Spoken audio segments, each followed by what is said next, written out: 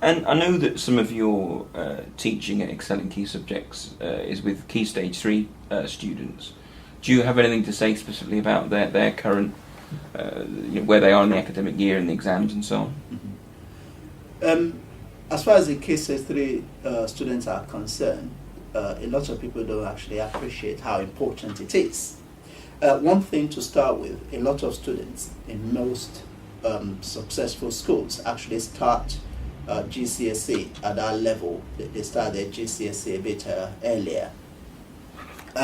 So many students are KS3 in school, but they actually studying GCSE material. The ones who are not, the importance of it is that students use it. They use the result they achieve or the level which they achieve at the end of KS3 to inform on their GCSE choice, and it's absolutely fundamental, it's vital that if a student is capable of doing the higher tier in terms of GCSE, that they are sat or they are put into a set which enables them to sit that tier, because with the higher tier they can get up to an A star. If a student is capable and as a result of the Key Stage 3 achievement, they end up in the bottom or in the lower set, they won't be able to achieve more than a C grade. So it is absolutely vital. So Key Stage 3 really helps with streaming for the GCSE years? Indeed.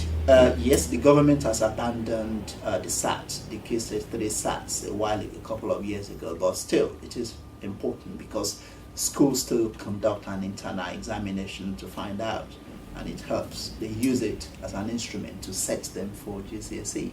And many parents are actually shocked come, I don't know, November, October, they realize that their child is in the bottom set.